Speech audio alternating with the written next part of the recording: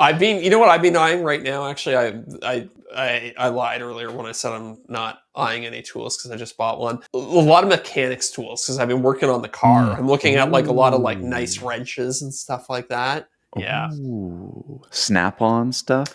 Not Snap-on stuff is like crazy overpriced, but like, ratcheting wrenches. Oh, I need yeah. to replace the brake lines, so they have like special flare nut wrenches that are Oh, for yeah. brake lines and stuff like that. You could use a normal wrench, but a flare wrench is like it's better, it grips the thing a little, it's less likely to strip it. The thing is, we're spoiled because, like, during, all the woodworking DIY, contracting stuff, it's like, yeah, I know that the Ryobi tool would work just fine, or the Harbor Freight Princess Auto would. Yeah, Princess Auto, yeah. I know that that wrench would work just fine, but Yeah.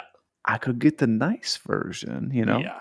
I mean, look, don't get me wrong, if I had a contact at Snap-on who was willing to send me stuff, I might get the Snap-on wrenches. You gotta be one of those guys that gets right out of school or goes to trade school and then starts at a company, and then the Snap-on truck comes to their business, and they basically sign away their paycheck for the next 30 years on, like, a $75,000 tool cart. That's what Dude, you I gotta do. had no idea that this was a thing until recently. They That's their send entire business, is just to absolutely F people over Yeah, people go on, like, payment plans to get through Snap. their employer a lot of the Yeah, time. it's Like, what an crazy. absolute scam that they're running. Yeah, it's wild.